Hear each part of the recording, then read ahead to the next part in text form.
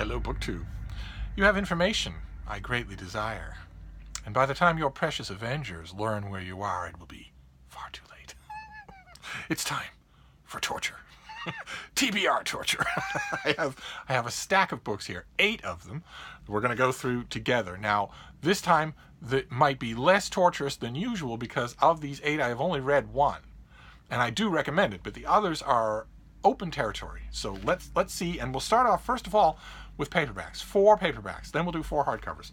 The first paperback is a reprint from 2017. Somehow, it missed me completely in 2017. I do not remember ever reading this. It's a debut novel that I don't think it's from Vintage, but I don't think I ever saw it. I mean, you were watching my video, some of you in 2017. You can correct me if I'm wrong, but I don't think I ever saw this. And it sounds like a lot of fun.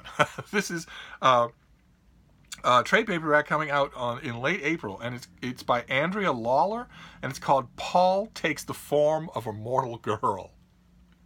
And that cover illustration is well chosen. It's a little bit smutty, but well chosen. Let me describe this to you. You're going to love it. In 1993, Paul Polydorus tends bar at the only gay club in a university town buzzing with politics and partying. He studies queer theory, has a dyke best friend, makes zines, and is a flaneur with a rich dating history.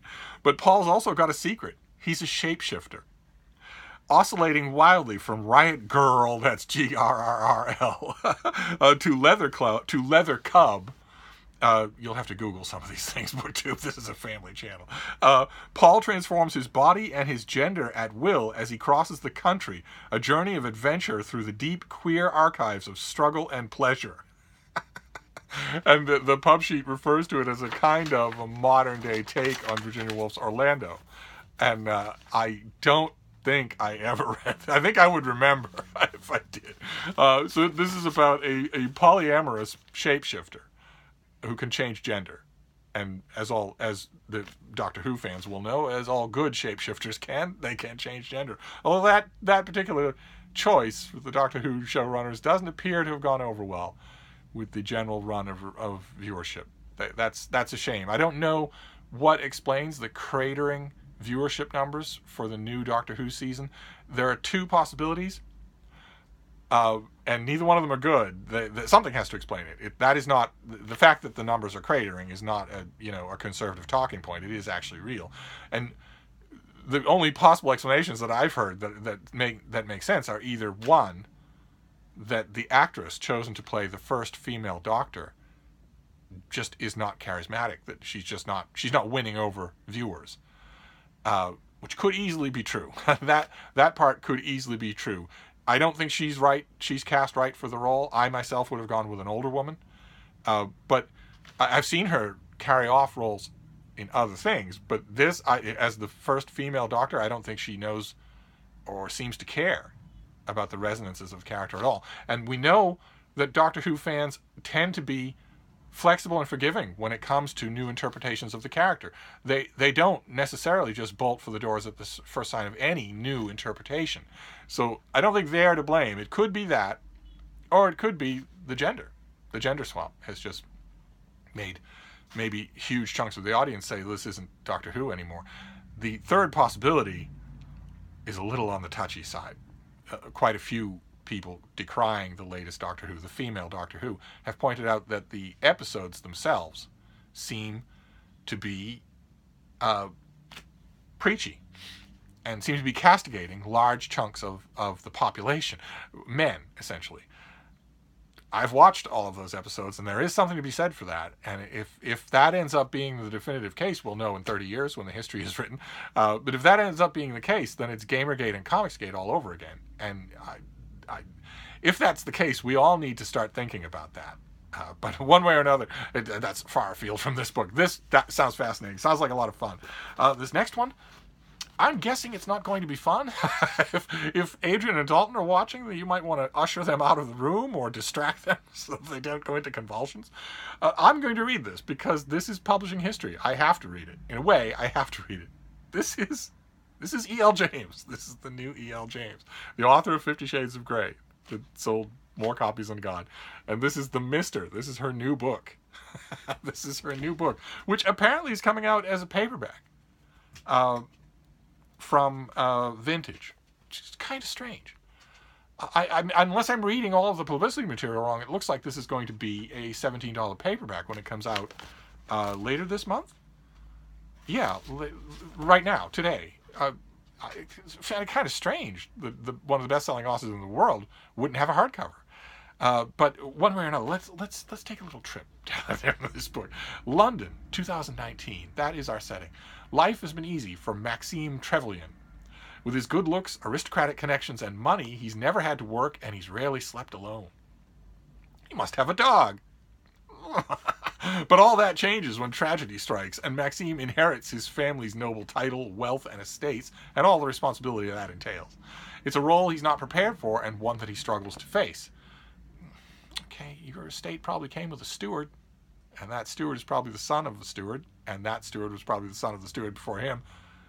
So you don't have to shoulder it all yourself, but that's all right. Maybe E.L. James has never visited an aristocratic home, a country house, or a dukedom.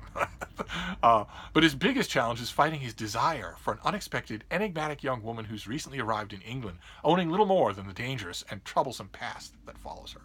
Reticent, beautiful, and musically gifted, she's an alluring mystery, and Maxime's longing for her deepens into a passion he's never experienced and dares not name. I'm not sure why he dares not name it. It is attraction, physical attraction. That's a fairly common name. Just who is Alessia Demachi, Demachi? And can Maxime protect her from the malevolence that threatens her? And what will she do when she learns that he's hiding a secret of his own? And I'm bouncing my eyebrows, but I'm not really all that interested that 50 Shades of Grey was 50 Shades of Awful. And the sequels to it were even worse, which I didn't think was possible. I think I know what to expect from this book. Sketchy, virtually non-existent characters, easy manipulative plot, and a fusillade of profanity. That just totally excessive and egregious profanity. But we shall see. I will give the author the chance to grow. This next one is a historical novel, and I think I might have seen it on somebody else's channel. Maybe Sarah's at Steeped in Books. I'm not really sure. Something about it struck me as familiar. And I'll show you. I'll tell you the detail that struck me as familiar. I'm certain that I heard somebody talk about this already, because it's a detail you don't forget. This is The Bookwoman of Troublesome Creek by Kim Michelle Richardson. And it's a historical novel inspired by the true blue-skinned people of Kentucky, an incredibly brave and dedicated Kentucky pack horse library service of the 1930s. And blue-skin is literal in this case, an oxygen deficiency that gives the skin a deep blue sheen. And the history of those blue-skinned people, they're not quite the same thing as blue babies. Blue babies tend to grow out of their original pigmentation. Sometimes it's just a genetic thing, and it stays true their whole lives. And their history is interesting because, of course, in 1930s Kentucky, it was a zero-sum game. There was an on-off switch for racism. So if you weren't white, then you must be black, or at least treated that way, or maybe suspected or treated that way a little. And that definitely applies if you're blue. But anyway, let me tell you a little bit about this. Do we have a plot here? The hardscrabble folks of Troublesome Creek have to scrap for everything during the Great Depression, except books. Thanks to Roosevelt's Kentucky Pack Horse Library Project, Troublesome's got its very own traveling librarian, a woman named Cussie Mary Carter. This lonely young Appalachian woman travels across slippery creek beds and up the treacherous mountains on her faithful mule to deliver books to the impoverished hill people of eastern Kentucky. Along her dangerous route, she confronts those suspicious of her blue skin and the government's new book program. She befriends complex fellow Kentuckians and is fiercely determined to bring comfort and joy and to instill literacy among those who have nothing. And I confess, I read the first chapter. As soon as I came across this book, I read the first chapter, and the first chapter was excellent. Not just excellent in the sense of, workaday historical fiction. I read a ton of that, and it's dutiful and it's pious in its way, but it's not well written. And the first chapter that I read was well written. It was excellent. So I'm looking forward to this. I'm also looking forward to learning a lot. I imagine I'll learn a lot about that rural donkey-driven library service, and it'll be interesting. And then we get to the last of the paperbacks. This is something that I have read, although it has a new chapter that I haven't read. This is by Charles Kaiser, and it is The Gay Metropolis, the landmark history of gay life in America. This came out, I think, 20 years ago. 1997 was the original printing of this thing. So, kudos to, who is this? Did you think I would know? Grove Press. Kudos to them for bringing it back and for enticing the author to write a new addition to the work. This is seminal. Absolutely seminal. It's an amazing reading experience, but it's also a seminal work of gay history in America. So I was overjoyed to see that it's going to be back in bookstores. This is probably out already. No, this comes out in early June. If the subject interests you, you cannot do better than this book. I don't know about what that last chapter will be like. I'll read that first. But I'll gladly reread the book. I haven't read it since it first came out. So those are the paperbacks. And then we'll do the hardcovers, starting with one that is really intriguing. Actually, they're all really intriguing. One of them is something I predicted on this channel a long time ago. I just never thought I'd see it, that's all. But first, we have this thing. This is by Lepika Pelham, and it is called Jerusalem on the Amstel. And as you can tell from the cover, well, this is a full-blown history of a subject that I have only read in bits and pieces in larger histories. 17th century Amsterdam was a cosmopolitan carnival of nations, with French Huguenots, North African merchants, Spanish Moriscos, and Iberian New Christians, formerly Jewish families forcibly converted to Catholicism, now fleeing the Inquisition and rediscovering their ancestral faith alongside a new sense of homeland and national identity. Jerusalem on the Amstel is the extraordinary tale of Amsterdam's prosperous Sephardi community during the Dutch Golden Age. Trading, writing, publishing, staging plays, and being painted by Rembrandt, this nation of formerly wandering Jews not only settled but thrived, enjoying a high status on unparalleled freedom. At a time when the Dutch Catholics were repressed and Jews elsewhere were confined to the ghetto, this community dared to nurture the hope of Israel, sowing the seeds of Zionism. And I have never read a full book on this subject. I can't wait. I am a huge fan of the Dutch Golden Age. I think it's utterly fascinating. And this is an aspect of it that I've never read in a whole book before.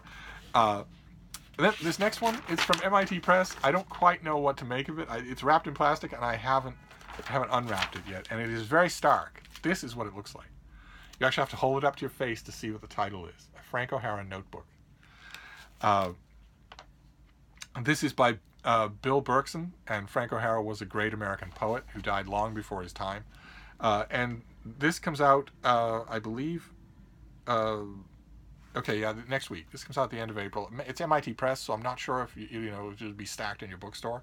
I never know, aside from Harvard and Yale maybe, I never know how the extent of the distribution of academic presses. But I have urged you before on this channel many times to read Frank O'Hara's poetry. I urge you again to read his poetry, but listen to what this thing is. Poet and art critic Bill Berkson, who died in 2016, had planned for many years to write a lengthy study of his friend and mentor, Frank O'Hara, but died with the project still incomplete. This volume reproduces the sketchbook in which Berkson gathered notes, images, and poems about O'Hara, focusing on his memories of their collaborations in New York from their initial meeting in 1960 to O'Hara's untimely death in 1966. This offers a fascinating first-person account of the heyday of O'Hara's creative life and memorably sketches the heady social milieux of the poetry and art worlds of New York that he inhabited in the early 1960s. So we shall see. We shall see. A lot will depend on whether or not it's sketchy. For me, a lot will depend on whether or not there's any kind of narrative in here. If the MIT Press just published it for historical interest, even knowing that it was not a coherent narrative, then I don't know. It'll be of interest in a way, but it'll be the kind of thing that I would. If that happens, that'll be the kind of thing where I would think, okay, well, this should have remained in manuscript in the Frank O'Hara boxes of archives for researchers to use. It shouldn't be a book on its own. But we shall see. I haven't even dipped into it, obviously, because it's still in plastic. It'll be interesting to me either way. Then next we have a memoir. Can't remember if we saw it on this channel before or not. It has no pub sheet. Instead, it has one of these little cards. It just gives me the information that I need, and that's all. But I can tell you about it. I can read the dust jacket. This is by Dustin Lance Black, and it is Mama's Boy. It's a memoir of growing up. It is memoir of growing up and his relationship with his brother and with his mother, and alongside his burgeoning career as a writer in Hollywood. Let's see what we have to say here. Dustin Lance Black wrote the Oscar-winning screenplay for Milk and helped overturn California's anti-gay marriage Proposition 8. But as a gay activist, he has unlikely origins, a conservative Mormon household outside San Antonio, Texas. His mother, Anne, who was raised in rural Louisiana and contracted polio when she was 2 years old. She endured brutal surgeries as well as braces and crutches for life and was told that she would never have children or a family. Willfully defying expectations, she found salvation in an unlikely faith, raised 3 rough and rowdy boys, and escaped the abuse and violence of 2 questionably devised Mormon marriages before finding love and an improbable career in the U.S. Civil Service. By the time Lance came out to his mother at age 21, he was a blue state young man studying the arts instead of going to his Mormon mission. She derided his sexuality as a sinful choice and was terrified for his future. It may seem like theirs was a house destined to be divided, and at times it was. This story shines light on what it took to remain a family despite such division, a journey that stretched from the steps of the U.S. Supreme Court to the woodsheds of East Texas. In the end, the rifts that have split a nation couldn't end this relationship that defined and inspired their remarkable lives. And I'm a fan of Dustin Lance Black. I'm a fan of his writing, so we shall see. Sometimes memoirs bring out the worst in good writers. I haven't even dipped into this, so I have no idea. I'm hoping that it strikes a fairly good balance between the Dustin Lance Black who is worth reading about in the larger sense of fame and accomplishment. The writing and the appearance before the Supreme Court. I'm hoping there's a balance between the present and the past, in other words, because any writer who gets to a certain stage in his life is going to want to commemorate the past. And that's understandable, but it doesn't always make it as interesting reading as those writers tend to think that it does. And I've often noticed in books like this a lack of that balance. So we shall see. One thing is I'm fairly certain of, which is that the writer will not bore me, that he will do a good job from page to page. So maybe I won't care if he writes, about what sounds like a really complex family background. That I might not care either way. And then this last one I have not read, but I have called for it many times. And I've also I have forecast its prediction. I predicted its existence. And I can't wait. I can't wait to read it. I find it almost impossible to believe that I will not love it. But it's torturing my TBR now because I haven't even dipped into it. Except that I have read this author before in the Boston Globe. And this is Mitchell Zukoff, and this is Fall and Rise, the story of 9/11. This is the thing that I predicted a couple of years ago on this channel, where I said that somewhere out there, someone is writing the first full-length, long, soup-to-nuts, detailed narrative history of 9/11. Not the very good accounts of what happened, moment by moment inside the towers. Not very good accounts we've had of the political maneuverings in the Middle East before the attack. Not the crackpot conspiracy theories. There've been those books by the bushel about 9/11, and not individual survivor stories, but in fact a history of the work, a history of the event, and that is this, and that is quite the cover, I think. Let me see here. On the morning of September 11, 2001, best-selling author and journalist Mitchell Zukoff was on a book leave from the Boston Globe when his editor called. Airplanes had struck the Twin Towers of New York's World Trade Center in an apparent terrorist attack. Both planes had hit the towers, had taken off from Boston's Logan Airport. Zukoff rushed to the newsroom. He wrote the lead story that appeared on page 1 of the Globe the next day. And for months after, he wrote about the attacks, the perpetrators, the victims, and their families. So began the abiding commitment to the true story of that day, culminating in this book. After years of meticulous reporting, Zukoff, the best-selling author of 13 Hours, has written the first comprehensive nonfiction narrative of that terrible day. And this comes out at the end of April 30th, and it is right on my list. It is a kind of book that I have been eager to see. I'm sure it's not the last of its kind, but it's the perfect match of subject and author. So I will report back. So that ends my my Tuesday TBR torture. So we have Fall and Rise, the first actual narrative history of 9/11, without an axe to grind by a major publisher. Then we have Mama's Boy by Dustin Lance Black. What sounds like it's going to be, after all the fighting's over, an affectionate memoir of his mother, and an accurate description of the complicated nature of their relationship. That I will be fascinated. Then a Frank O'Hara notebook by a longtime friend of his. We'll see how much of a notebook it is. Then Jerusalem on the Amstel, about the Jews of the Dutch Golden Age and how they never had it so good. And there will be dark clouds gathering at the end of this story, that I know, but I bet I don't know a lot of the details, certainly since the book will be shot through with individual biographies of people. I won't know them. Fascinating. Absolutely fascinating. Then The Gay Metropolis by Charles Kaiser. A fantastic thing that is just reissued with a new afterword by the author. A perfect demonstration of what I always say on this channel, which is that it really doesn't make any sense for me to go used book hunting at all. Because everything will come to me eventually. Everything will be reprinted eventually. Maybe not everything, but anyway. And then another paperback, The Bookwoman of Troublesome Creek. I'm fascinated by the whole thing, fascinated by the protagonist and also by the library service. Not really sure why the person on the cover doesn't have blue skin, but it's neither here nor there. It's a fascinating thing to see. I have seen it. The great fantasy author Evangeline Walton had blue skin her whole life, and I've met her and talked to her at conventions. It's a shame that she's not better known. It's a shame that her work, I don't think, the Mabinogion Quartet, is still in print.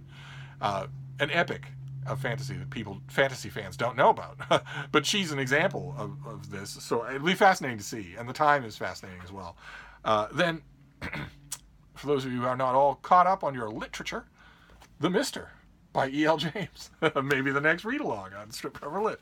And finally, Paul Takes the Form of a Mortal Girl, in which we meet a young proto-hipster scene guy in the 1990s, who's also a scene gal at will. So that'd be fascinating. I'm eager to get to any of these. So as the chips may fall, I will come back and report on them. But that's going to do it for now. But I will be back. Thank you, BookTube.